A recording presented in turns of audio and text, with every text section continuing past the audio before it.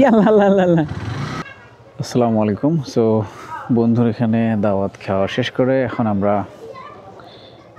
বের হচ্ছি। এই যে আমার এটাতে হয়তো বা একজন বসবে, এটা আর শামীম ভাইয়ের যে SF। শামীম ভাই হেলমেট পরে নাই, শামীম ভাই হচ্ছে আমার যে ব্লু কার্ড গ্লাস সেটা পড়ছে, ব্লু কার্ড প্লাস ফটোসান। এটা হচ্ছে বন্ধু জিতু, সে হচ্ছে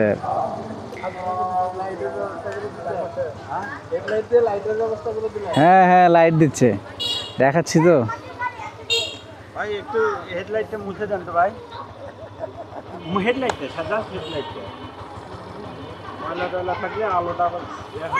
ঠিক আছে ভাই, দিতে দিলাম। এ চলো চলো চলো। আমার হেডলাইটের কি অবস্থা?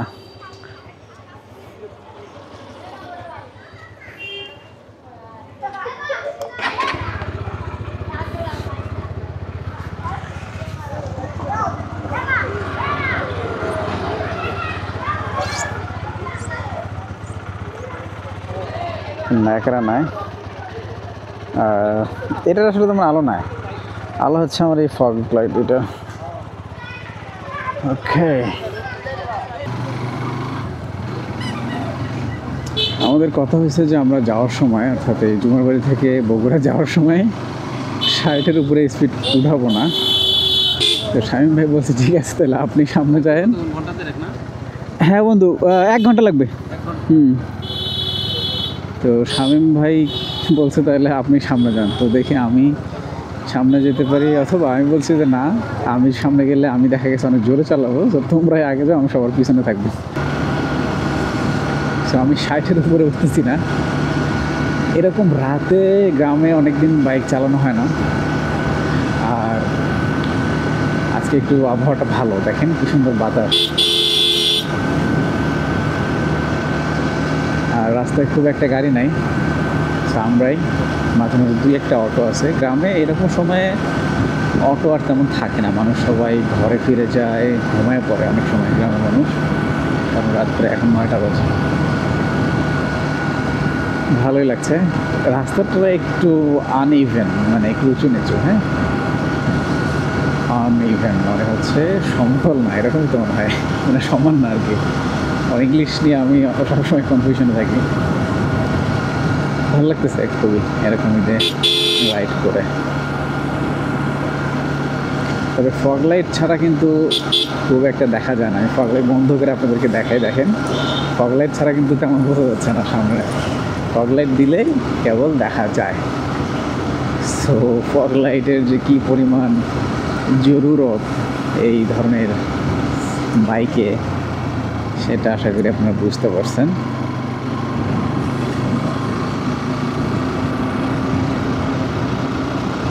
আর যারা জানতে চান যে এই FNM D2 ফগ লাইটের আলো কেমন, FNM এর D1ও আছে একটা, এটা হলো D2।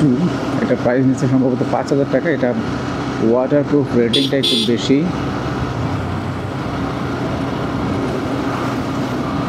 এই যে দেখেন এই FNM D2, দেখেন কিছুই দেখা যাচ্ছে না, আমি কিন্তু কিছু দেখতেছি না, হেলমেটের ভিতর দিয়ে আমার এই দিয়ে দেখা যাচ্ছে না। ক্যামেরায় হয়তো বা আপনারা বেশি ভালো দেখতে পারবেন, বাট আমি দেখতে পাচ্ছি না, আমি হচ্ছে এটা দিয়ে দেখি।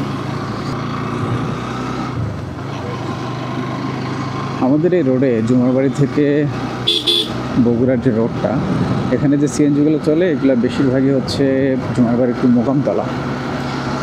সো মোকামতলা যাওয়ার জন্য মানুষ CNGতে চড়ে, কারণ এত দূরের রাস্তা নর্মালি অটোতে যেতে অনেক সময় লাগবে, এই জন্য মানুষ এখান থেকে CNGতে যায়। সো এরকম একটু রাতের দিকে রাস্তায় CNG দেখা যেতে পারে মাঝে মাঝে 2-1টা।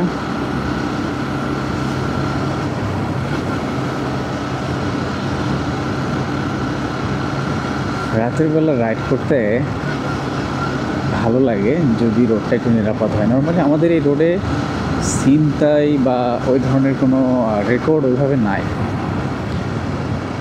সো রাতে রাইড মোটামুটি সেফ। অনেক জায়গায় শুনি যে রাতে অনেক কিছু হয়, তো সেই তুলনায় এখানে এরকম কোনো সমস্যা নাই। তো এই জন্য অনেক সব কিছু মিলিয়ে নিশ্চিন্ত মনে হচ্ছে রাইড করতে। আর রাস্তার দুই পাশে যখন সবুজ আমি দেখি, তখন তো এমনিতেই রোডটা আমার কাছে মাখন মাখন লাগে। আর রাস্তা যদি একটু ভাঙাচোরা না হয়, মোটামুটি ভালো হয়, তখন আরও ভালো লাগে। আর হ্যাঁ, ভালো লাগার, আপনি কোনো একটা ট্যুরে বা কোনো একটা রাইডে, যে কোনো কিছুতে ঘুরতে বের হলে আপনি আরও ভালো লাগবে যদি মানসিকভাবে, সাংসারিকভাবে, হ্যাঁ, শারীরিকভাবে আপনি সুস্থ থাকেন বা ভালো থাকেন। তখন এই ধরনের ঘোরাফেরা সব কিছুই আপনার চোখে ভালো লাগবে। আর নিজেকে ভালো রাখতে হলে সবথেকে যেটা জরুরি, হ্যাঁ, সেটা হচ্ছে মানুষকে ক্ষমা করতে শেখা। আপনি দেখবেন আপনার পারিবারিকভাবে হোক অথবা সামাজিকভাবে, ফ্রেন্ড সার্কেলে, হ্যাঁ, অনেক ক্ষেত্রে দেখবেন কি যে মানুষ আপনাকে কষ্ট দিবে বা আপনার মনে হবে আপনি ঠকতেছেন, কেউ আপনাকে ঠকাচ্ছে,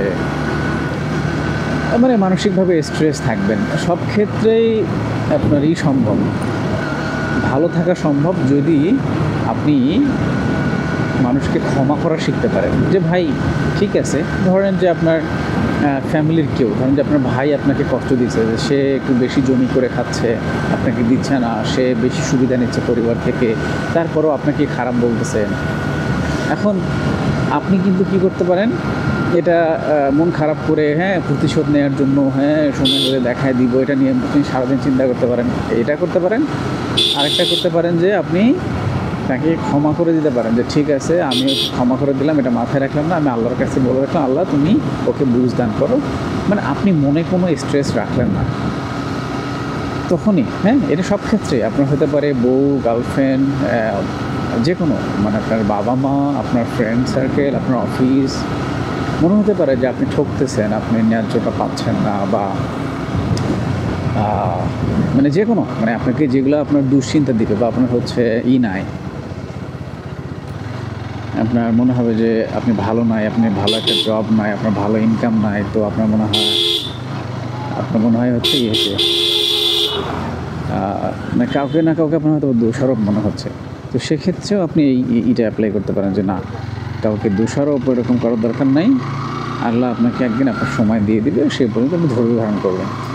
আপনি যদি একবেলাও খেতে পান সারাদিনে, এটা নিয়ে শুকরিয়া আদায় করতে পারেন। তাহলে এই শুকরিয়া আদায় করা মানে আলহামদুলিল্লাহ বলতে পারাটা, এটা যখন আপনি মন থেকে আলহামদুলিল্লাহ অর্ডটা বলতে পারবেন, তখনই দেখবেন যে আর কোনো সমস্যা নাই। ঠিক আছে, এটা করলে দেখবেন যে সব কিছু ভালো লাগবে। তখন আপনার এই রাস্তা ভালো লাগবে, আপনার ওই সামান্য একটা সবুজ একটা গাছ, সেটাও ভালো লাগবে। সো মন থেকে আলহামদুলিল্লাহটা বলতে হবে, একদম মনের ভিতর থেকে। That's it. আর আজকের এই ইতে বাতাসটা একটু গায়ে লাগতেছে। এই দেখেন, এই যে বাতাস, গাছের পাতা নড়তেছে, বাতাসটা ফিল করতে পারবেন।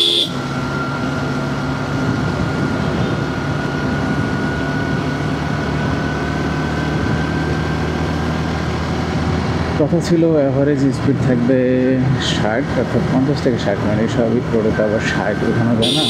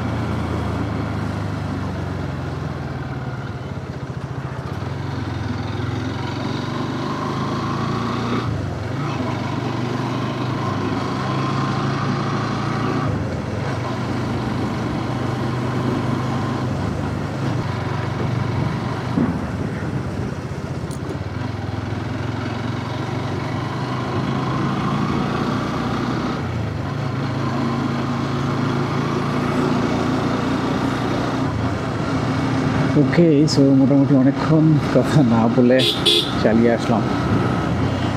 কী কী যেন চিন্তা করলাম মনে মনে রাইড করতে করতে। এটা যদিও ঠিক না, কারণ রাইড করার সময় মনোযোগটা ঠিক রাখা রাস্তার দিকে। হ্যাঁ, ও আচ্ছা, আমি মনে হয় আমার খেয়াল করছিলাম, কী বলে, যে রাস্তার মানে আমার লাইটের আলো বা এরকম কিছু দেখছিলাম। এটা ঠিক না, আমি অমনোযোগী হয়ে গেছিলাম। কারণ আমার এটা মনে থাকাটা তো ইম্পর্টেন্ট, আমি কী চিন্তা করতেছিলাম, তাই না?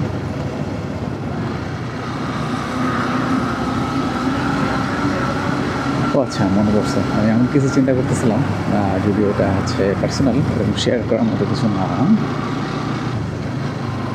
মানে আমাদের ফ্রেন্ডদেরকে নিয়ে আর কি। আমি রাস্তাটা দেখতেছি, আসলে রাস্তা এবং যে বাতাস, উইন্ডি ওয়েদার, সেটা এনজয় করতেছি। আলহামদুলিল্লাহ, খুবই ভালো লাগতেছে। বাট একটা জিনিস একটু খারাপ লাগতেছে, যে এই যে ভিডিওগুলো রেকর্ড হচ্ছে, আমি রাইড করতেছি, এগুলা এডিট করে বা মানে একদম বেসিক এডিট করে আপলোড দিতেও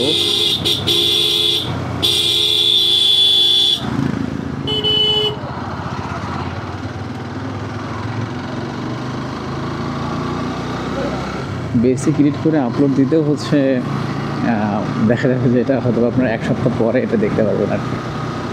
সো এটা একটু খারাপ লাগতেছে আমার জন্য, যে এত পুরাতন ভিডিওগুলো দিলে এগুলো আসলে আপনারা দেখবেন কি না, এটা একটু লাগতেছে আর কি। আজকে মানে এত বাতাস লাগতেছে গায়ে, মানে মনে হচ্ছে যে আমার ঠান্ডা লাগতেছে লিটারেলি। আমি মাঝে মাঝে ওই যে শীতের মধ্যে যেমন নেয় না, মুখ দিয়ে বাতাস ছাড়ে বা বাতাস নেয়, এরকম মনে হচ্ছে। এরকম মানে বিড়ি যেমন টানে আর কি, সিগারেট যেরকম টানে, সরি বিড়ি সিগারেট বলার জন্য।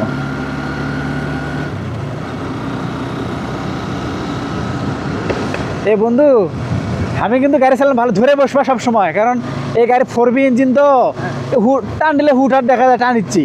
হঠাৎ করে তুমি না ধরে থাকলে পিছনে আবার একটু ঝাঁকি খাবা।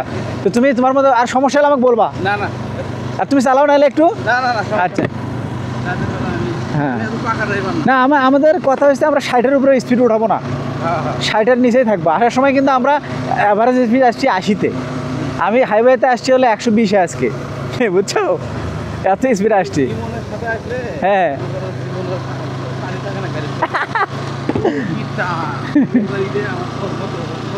হ্যাঁ,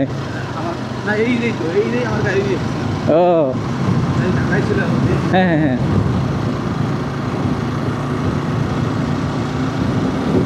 অনেক বাতাস, খুব বাতাস আজকে।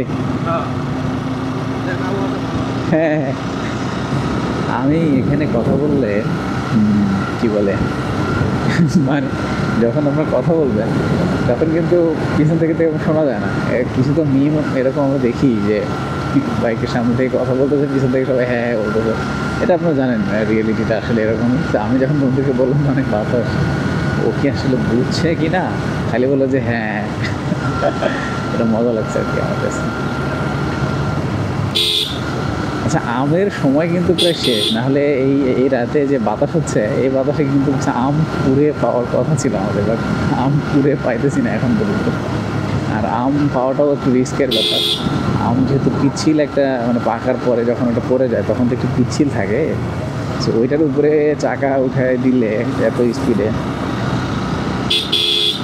বাইক কন্ট্রোল করা একটু মুশকিল হইতে পারে। যাক, ওইটা সে ভালোই হয়েছে, আমের সিজন প্রায় শেষের দিকে, রাস্তায় তেমন আম নাই, তো এটা একটা ভালো জিনিস।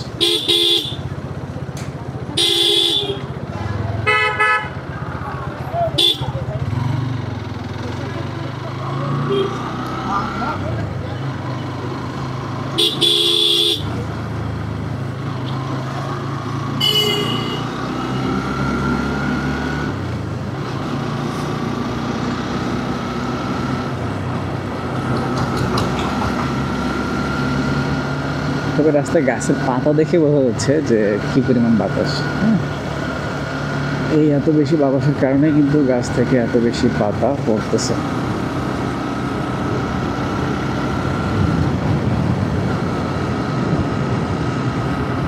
আচ্ছা, যেই বাইকটা আমি চালাচ্ছি, হ্যাঁ,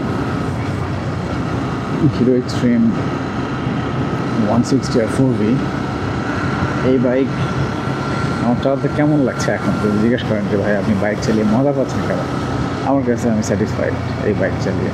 মানে এরকম রাস্তায় আমার কাছে কোনো কিছু ল্যাকিংস মনে হচ্ছে না। ইজিলি আমি ওভারটেক করে আসতে পারতেছি, সুন্দরীতে যেতে পারতেছি, আর পিছনে পিলিয়ন আছে, সো বাইক খুব বেশি ইউ করতেছে না। সিঙ্গেল চালালে মনে হয় একটু বেশি গাড়িটা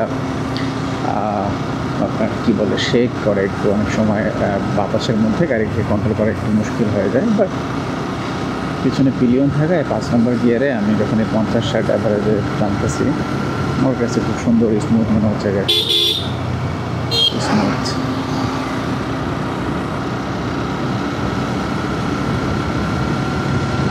এবং পিছনে পিলিয়ন থাকলে এটা মনে হয় আমার জন্য একটু ভালো, কারণ আমি একটা দায়বদ্ধতা বা দায়িত্ব যেটাই বলেন সেটা থেকে হলেও আমি না খুব তখন আসতে চালাই।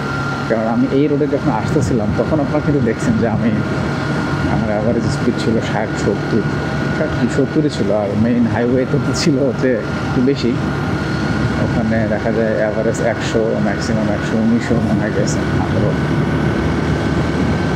তার থেকে দেখি এবার আমার পিলিয়ন নিয়ে মনে হচ্ছে আমি একটু মানে সেফ চালাচ্ছি, এবং এটাই হওয়া উচিত। কারণ বাংলাদেশের এই রাস্তাগুলোতে এর থেকে বেশি জোরে তো গাড়ি চালানোর কোনো দরকার নেই।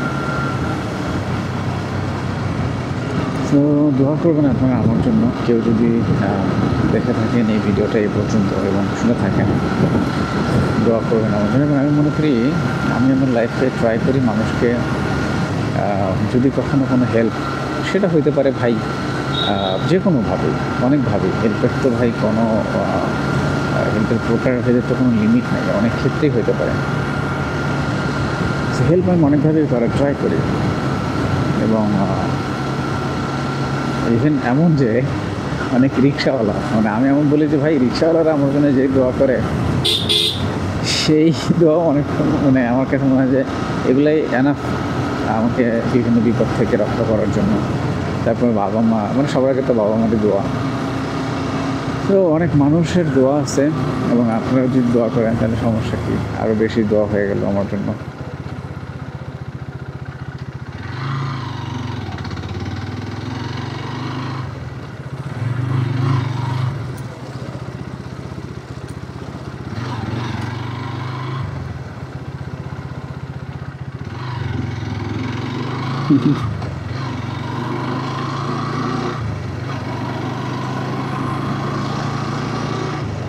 সো দোয়া করবেন যাতে আল্লাহ আমাকে সকল প্রকার বিপদ আপদ থেকে রক্ষা করেন, সুস্থ রাখেন।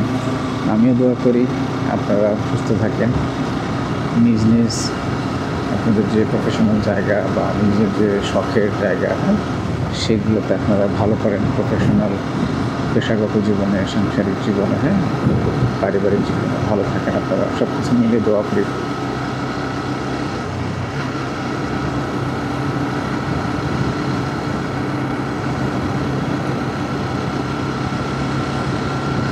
রাতের রাইডে একটা জিনিস কিন্তু ইম্পর্টেন্ট, রাতে নর্মালি কি মানুষের তো স্বভাবজাত একটা জিনিস কি, রাতে মানুষ ঘুমাইতে চায়। সো চোখ আমাদের এরকম কিন্তু প্রোগ্রাম করা যে ও রাত হলেই ও বন্ধ হয়ে ও ঘুমাবে।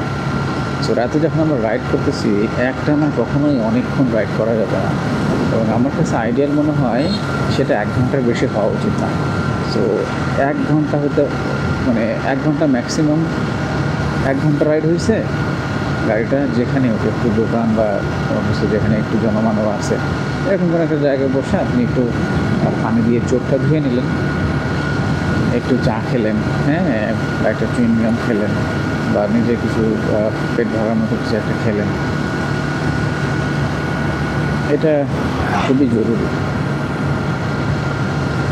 আমি কিছু ভিডিওতে দেখতেছিলাম ওই যে আমাদের যে নেক্সট গিয়ারের মাজু ভাই মনে হয়, হ্যাঁ, মাজু ভাই না, সরি মিজু ভাই। তো মিজু ভাই দেখলাম যে পাকিস্তানে গিয়ে একটা জিনিস দেখাইলো যে পাকিস্তানের অনেক জায়গায় ওই খাট দেওয়া থাকে বসার জন্য, ওগুলোকে কি বলে যে থাবানা, মানে কিছু একটা বলে, হ্যাঁ, যে ওগুলোতে যারা বাইক দীর্ঘক্ষণ রাইড করে তারা চাইলে ওখানে গিয়ে রেস্ট নিতে পারে, বসে থাকতে পারে বা ঘুমাইতেও পারে চাইলে কিছুক্ষণ।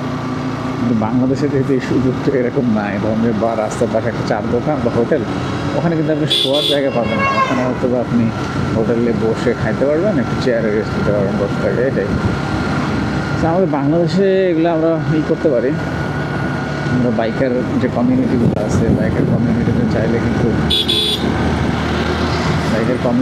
এই ধরনের ইনিশিয়েটিভ নিতে পারি যে আমরা কিছু কিছু জায়গায় আমরা করতে পারি, নিজেদের অর্থায়নে আমরা একটা করে খাট বা কিছু একটা দিতে পারি, একটা করে স্পেসে ইনিশিয়েটিভগুলো নেওয়া যেতে পারে। তবে এটাই যে দীর্ঘক্ষণ একটানা বাইক রাইড করা যাবে না। যারা বাইকার ভাই আছেন, এটা নিজেদের প্রতি খেয়াল রাখতে হবে। হয়তো বা আপনার একটা ইমার্জেন্সি কাজ থাকতে পারে, পরিবার মানে যে কোনো একটা কাজ আছে, কিন্তু ভাই সবার আগে নিজের জীবন। আপনি আমাদের কিছু হলে আমাদের পরিবারকে তখন কী ধরনের পরিস্থিতিতে যেতে হবে জাস্ট একবার চিন্তা করলেই, চোখ বন্ধ করে চিন্তা করলে বুঝতে হবে। সেই জন্য নিজের জীবনটাকে ভালোবাসতে হবে, নিজেকে সেফ রাখতে হবে। এই ধরনের রোডে টুকটাক মানুষজন দেখতে পাচ্ছি, এজন্য ভালো লাগতেছে। কিন্তু যদি কোনো মানুষ না থাকতো আর আমি এভাবে একটানা আমাকে চালানো লাগতো গাড়ি, ভাই আমার কিন্তু ভয় লাগতো সিরিয়াসলি। আমি জানি জিন ভূত, মানে ভূত বলতে কিছু নয়, যা কিছু আছে সেটা হচ্ছে জিন, কিন্তু তারপরও আমার যেহেতু মন আছে, সে একটু ভয় তো লাগেই, মানে ভূতের ভয় লাগে আর কি।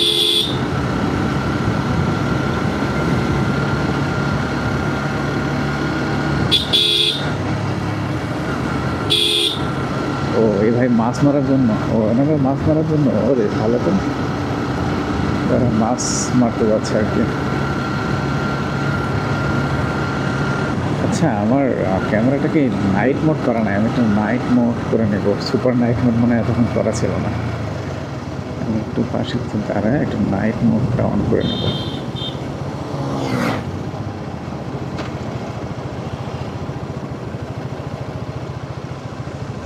এখানে একটু দাঁড়াবো।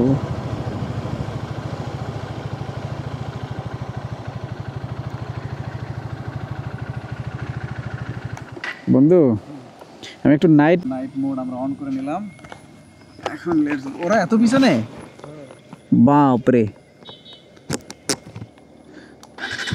ওরা তো খুঁজেই পাবে না আমাদের, নাকি ওদের জন্য ওয়েট করব?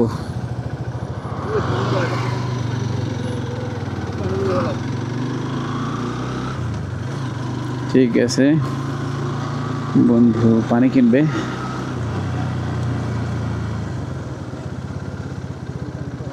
না, এখানে পানির স্পিড আছে খালি। আচ্ছা চলো তাহলে পানির সামনে।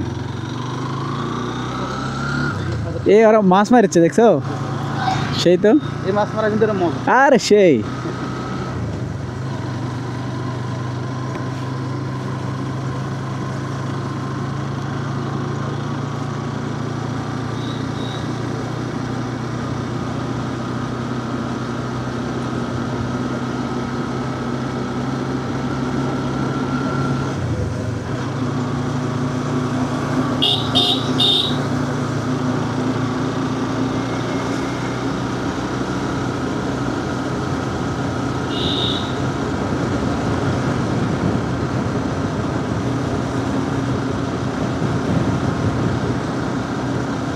বাপরে।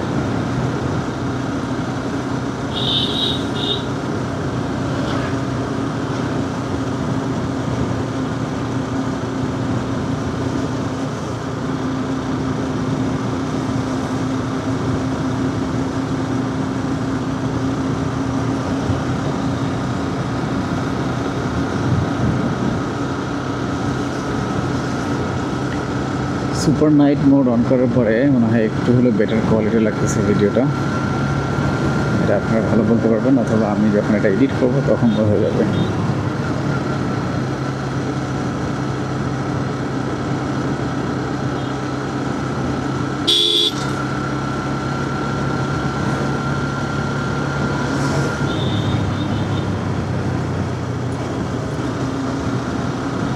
সামনের যে ফেজার যিনি চালাচ্ছেন, এরকম লোকগুলোকে আমার ভালো লাগে। ওনারা একভাবে গাড়ি চালায়, কোনো পারাপারি নাই রাস্তায়, একদম একভাবে উনি যাচ্ছে, অ্যাভারেজ 50 স্পিডে যাচ্ছে, এবং এটা খুবই ভালো।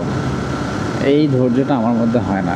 আমি কিছুক্ষণ এভাবে চালাই, পরে দেখা যাবে যে কেউ আমাকে ওভারটেক করলো বা পিছন থেকে কেউ, মানে একটা প্রতিযোগিতামূলক মনোভাব কাজ করে আসলে। বাট এই ধরনের লোকগুলা, এই জিনিসটা ভালো যে তাদের এই জিনিসটা হয় না। তাদেরকে আপনি কোনোভাবেই কি বলে উত্তেজিত করে তুলতে পারবেন না। তাদের খুব মানে তাদের যে কোর, হ্যাঁ, সেটাতে তারা ডিটারমাইন্ড। উনি যেটা ডিটারমাইন্ড করে রাখছে যে হ্যাঁ আমি 50-এর উপরে চালাবো না, উনি আসলেই চালাবে না। ঠিক আছে, এই জিনিসটা খুবই ভালো লাগে। এই ধরনের মানুষদেরকে আমি খুব রেসপেক্ট করি।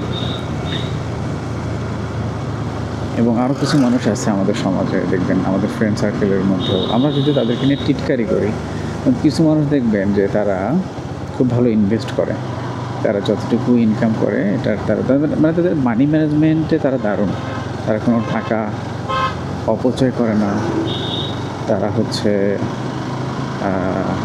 কারোর থেকে ধার দেয় না, এরকম করা লাগে না, এবং তারা অনেক ভালো উন্নতি করেছে তাদের লাইফে। ঠিক আছে,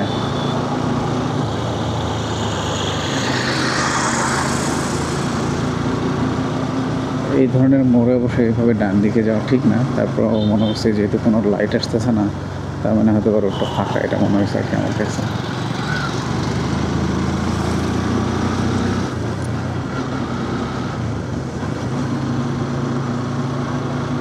এই যে এখন যে কাজটা করে আসলাম, আমি চাইলে কিন্তু একটু কম স্পিডে আসতে পারতাম, কম স্পিডে এসে করা যেত, বাট এই ধৈর্যটা আমার মধ্যে হয় না।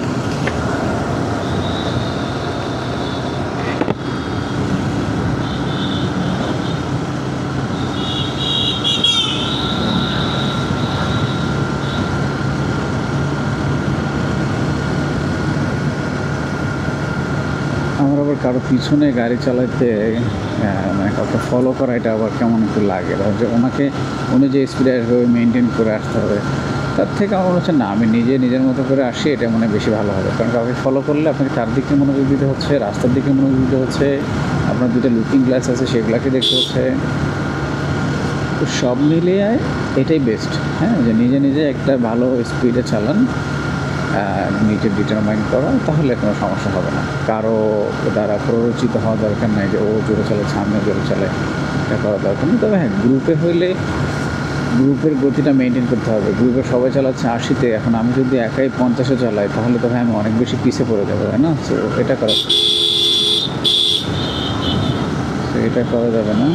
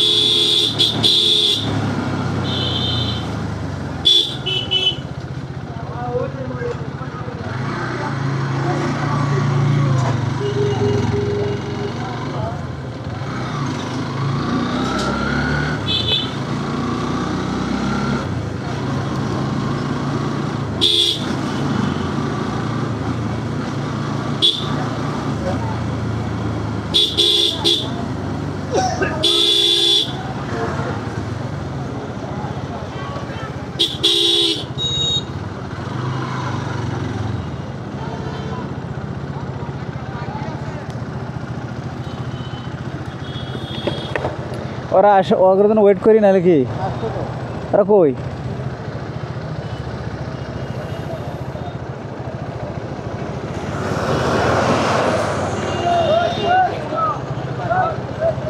হ্যাঁ যাও, আর পানি নিয়ে আসো, যাও।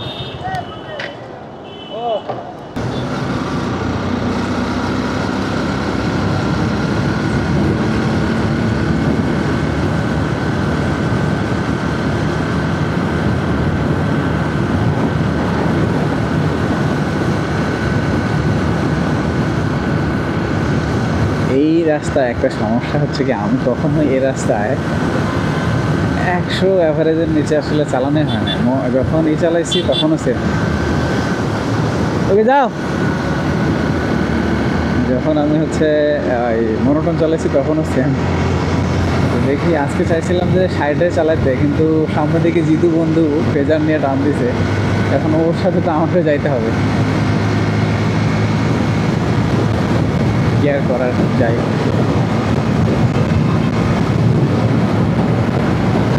পুরে বাতাস, এত পরিমাণ বাতাস আজকে। আচ্ছা, জিতু মনে হয় আমাকে পিছনে দিতে একটা কারণ থাকতে পারে, কারণ হচ্ছে যে ওর পিছনে যেহেতু ব্যাগ, তো ব্যাগ করে গেলে যেন আমি বুঝতে পারি, এই জন্য হইতে পারে। ভাই এই 80-90তেও দেখে, মানে 80-90তেও আমার কাছে অনেক বেশি স্পিড মনে হচ্ছে। কারণ কি জানেন, কারণ অনেক বেশি বাতাস, এত বেশি বাতাস মনে হচ্ছে যে মোটর সাইকেল উড়ে যাবে এরকম। আমার পিছনে প্লিয়ন আছে, যদি প্লিয়ন হলে আমার বাতাস আরও বেশি ধরে। ওরে ভাই বাতাস আমার গায়ে লাগতেছে অনেক বেশি, মনে হচ্ছে যে গাড়ি মানে 150 গতিতে চলতেছে। এই লেভেলের বাতাসের চাপ আমি অনুভব করতেছি। তো গাড়ি কিন্তু 90-তে চলতেছে অ্যাভারেজ। আমরা ক্যামেরার হয়তো নড়াচড়াও দেখলে হয়তো বা আপনার আন্দাজ করতে পারবেন যে কী পরিমাণ শেকিং হচ্ছে। এই যে লোক ঢোকাই দিতে ধরছিল, এটা ঠিক না। উনি হয়তো ঢোকাবে না, বাট ঘোরায় নেবে গাড়িটা। ভাই বাইরে থেকে ঘোরালে ভালো, কারণ উনি ওই সামনে দিয়ে যখন এভাবে সামনে দিয়ে পিছনে দিবে, আমরা কিন্তু ভাববো উনি হয়তো সামনে আসবে, পিছনে যেতে চেষ্টা করবো, উনি তো ব্রেক করে বসে থাকবে। তো ভাই হাইওয়ে থেকে গাড়ি ঘোরাইলে এভাবে গাড়ির উপর চড়ে ঘোরায় না প্লিজ। হাইওয়েতে গাড়ি ঘোরাইলে আপনারা গাড়ি নেমে গাড়ি মানে স্টার্ট বন্ধ করে ঘোরান, এটা বেস্ট হবে।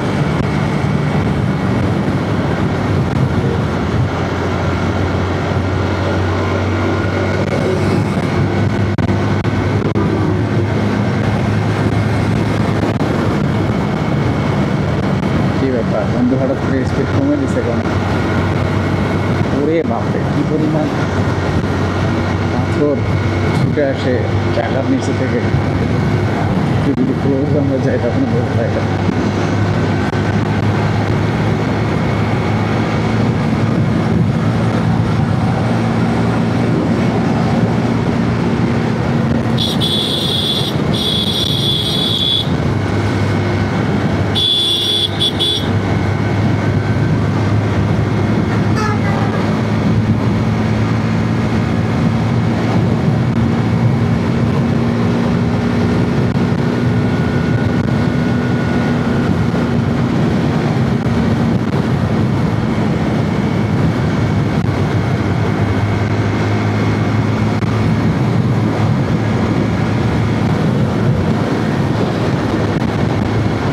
এত বাতাস, ওই যে ওই ব্যাগটা কী পরিমাণে উঠতেছে ওটা দেখলে বুঝতে পারবেন। দেখেন ব্যাগ অনেক উঠতেছে, এত বাতাস।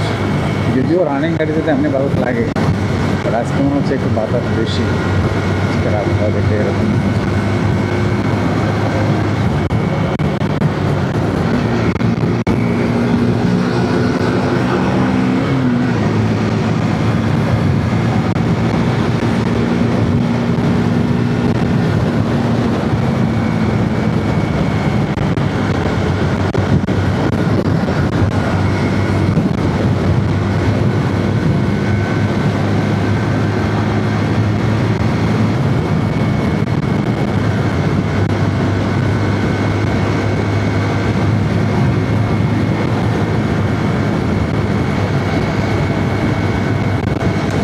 আচ্ছা, আপনারা কে কে আমার সাথে অ্যাগ্রি করবেন এ ব্যাপারে? যে ঢালাইয়ের রাস্তাগুলো বেশি মজবুত মনে হচ্ছে। এই পিচ ঢালা, যে এটা বিটুমিনের রাস্তা মনে হয় বলে, এইগুলো দেখেন, এটা কিন্তু খুব মানে অনেক জায়গাতে এত বেশি স্থায়ী হয় না। একটু পানি টানি পেলে এটাই হয়ে যায়, মানে রাস্তা উঠে যায়। কিছুদিন আগে তো ওই যে হাসনাত আবদুল্লাহ তার রাস্তা এটা হয়েছিল, পরে তো খালেদ মোহাম্মদদের নিয়ে দাঁড়ে সেই যে কেন তুলছেন আপনি ভাই, আপনি কেন পিচ তুলবেন, এই সেই। তো এই যে পিচগুলো দেখেন কেমন হয়ে গেছে।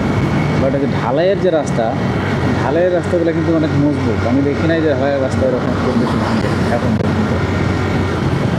তো কেন যে ঢালাই বাদ দিয়ে এগুলা করা হয় এখনও, তাহলে আমার কাছে যেটা পরীক্ষিত সেটাই তো করা উচিত, তাই না?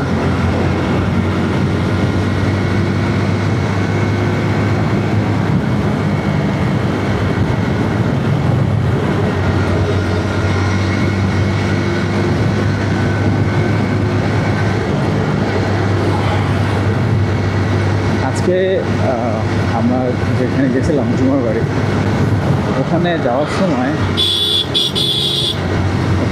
সময় একটা জিনিস হয়েছে যে একটা অ্যাক্সিডেন্টের হাত থেকে আজকে যাচ্ছি, মানে একটা মুরব্বী চাচা মানে রাস্তা পার হচ্ছে, মানে হঠাৎ করে উনি ডান দিকে যাচ্ছে, আমি ভাবছিলাম ডান দিকে মানে পার হচ্ছে, রাস্তা দিয়ে হাঁটতেছে, হঠাৎ করে উনি বাম দিকে আসা শুরু করছে, পিছনে না দেখেই।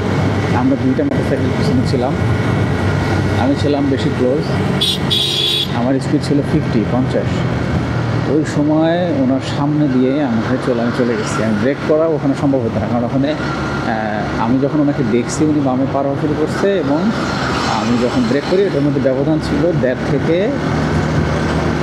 1 সেকেন্ড ভাই, বা ম্যাক্সিমাম 2 সেকেন্ড ভাই। 2 সেকেন্ডে কি গাড়ি দাঁড়াবে বলেন? ব্রেক করলেও দাঁড়াবে না। তো এই যে ব্যাপারটা, এখানে যে আমার দোষ ছিল না, এই দোষ ছিল না প্রমাণ করতে কিন্তু আমি পারতাম না ভাই। যদি ওখানে আল্লাহ না করতে কিছু হয়ে যেত, সবাই বলতো আমার দোষ, মানে বাইকারের দোষ। তো এই যে ক্যামেরায় যখন আমার কাছে ফুটেজটা আছে, আমি কিন্তু এটা দেখে নিজেকে প্রমাণ করতে পারতাম যে ভাই না, এই দেখেন ক্যামেরা ফুটেজ। তো ঠিক সেই জন্য বলতেছি যে ক্যামেরা একটা থাকা, যেমন আসলে অনেক প্রাইভেট কারে ড্যাশ ক্যাম থাকেই, এটা তাদেরকে প্রমাণ করতে হেল্প করে যে ভাই কোনো একটা অ্যাক্সিডেন্ট হলে দোষটা আসলে কার। ঠিক তেমনই বাইকের জন্য আমার মনে হয় যে একটা অ্যাকশন ক্যামেরা হোক বা কম দামি হলেও ডিজিআই হতে হবে এরকম না, অনেক সময় 10-15 হাজার টাকার মধ্যে অ্যাকশন ক্যামেরা পাওয়া যায়। এটা আমার মনে হয় সব বাইকারের হেলমেটে লাগানো থাকা উচিত। এতে করে আপনি নিজেকে প্রমাণ করতে পারবেন, বা নিজের দোষ থাকবে বা কার দোষ থাকবে, হ্যাঁ কী পরিমাণ। কারণ বাংলাদেশের ভাই যে আইন, আপনার কাছে শক্ত প্রমাণ না থাকলে আপনি নিজেকে রক্ষা করাটা খুবই ঝামেলা হবে। ওয়াও, এই গাড়িটা তো খুব ভালো, একদম স্বাভাবিক করে চলে গেল।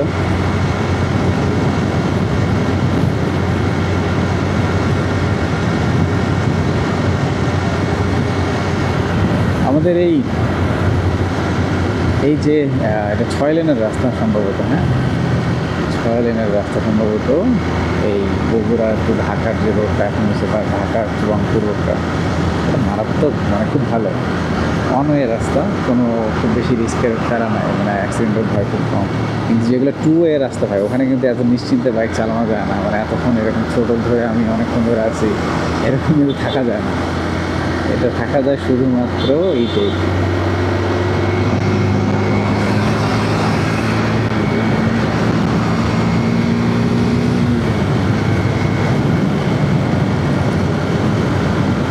শুধুমাত্র এরকম ওয়ানের রাস্তা যেগুলো, সেগুলোতে এরকম দীর্ঘক্ষণ কোনো ব্রেক ছাড়া আপনি জাস্ট কী বলে ক্রুজ কন্ট্রোল যে মোডটা থাকে না, অটো মোড, টেসলার মতো জাস্ট খালি ধরে আসছেন, গাড়ি যাইতেছে। কিন্তু এই রাস্তা যদি 2 ওয়ে হইতো ভাই, তাহলে তো বুঝতেছেন, মানে এটা ওয়ান ওয়ে হওয়া তো সুবিধা। 2 ওয়ে হইলে আপনি দেখেন সামনে থেকে গাড়ি ওভারটেক করতেছে একটা, তার জন্য আপনার দাঁড়ানো লাগতেছে, এই সেই আপনি ওভারটেক করতে যাবে পারবেন না। বাট এই ধরনের রোডে কিন্তু আমরা ইজিলি একটু করে ওভারটেক করতে পারি। এরকম ওয়ান ওয়ে রাস্তাগুলোর এটা একটা সুবিধা।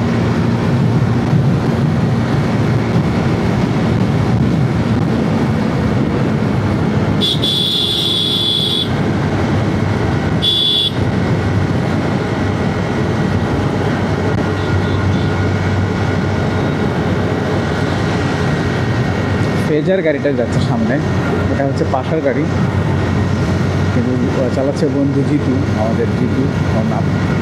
তো এই ফেজার গাড়িটা নিয়ে একটা কাহিনী আমি দেখি বা শুনি। আমি পাশাকে একবার বলছিলাম, আমাকে বলছিল যে বন্ধু, মানে আমি যখন বলি যে আমি বন্ধু একটা বাইক কিনবো, তো আমাকে বলে আমারটাই বিক্রি করবো নাও। তো পরে আমি বললাম যে তাহলে তুমি কী কিনবা? পরে আমাকেও বললো যে আমি ফেজারই কিনবো। আমি বললাম কেন? বলতে ভালো লাগে। অ্যান্ড আমি এরপরে আরেকজনকে আমি মানে করছিলাম, আরেকজনকে আমি বলছিলাম, আমার আলামিন ভাই নামে একজন আমার ফ্রেন্ড আছে, তো সেও সেম, সে হচ্ছে এই ফেজার চালায়। তো তার কথাও সেম যে ভাই আমি হলো করবো, আমি যদি গাড়ি হচ্ছে কিনি ফেজারই হয়তো কিনি, মানে ফেজার ওনাদের এত বেশি ভালো লাগে, ঠিক আছে। এবং আমি যে ফেজার যারা কেনে তারা কিন্তু খুব বেশি ছাপড়ি টান দেয় না, আমরা যেরকম হঠাৎ করে হুটহাট অ্যাগ্রেসিভ চালায়, তারা এরকম, তারা কমফোর্ট খোঁজে, তারা হচ্ছে কী বলে তারা কমফোর্ট খোঁজে এবং তারা হচ্ছে রিলায়েবিলিটি খোঁজে। হ্যাঁ, তো এবং তারা মনে হয় এটা পায় থেকে ওই যে সামনে তারা ওই জিনিসগুলো পায় বলে খেজার তারা ছাড়তে পারে না।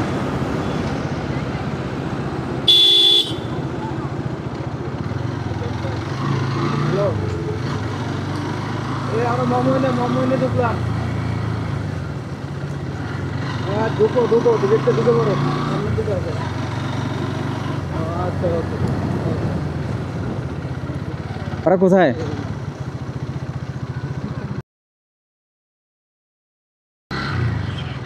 আল্লাহ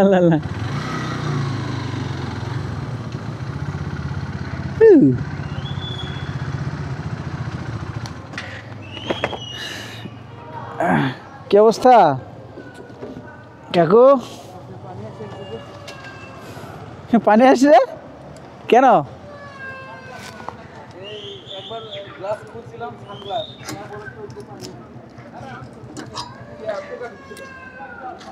আচ্ছা বন্ধু, এই লোক কেমন কেমন চালায়? জোরে চালায় না? না না ভাই, হ্যাঁ, সেটা এখন পাঠাতে শোনেন। চলো, আপনার হেলমেট ছুঁয়ে দাও।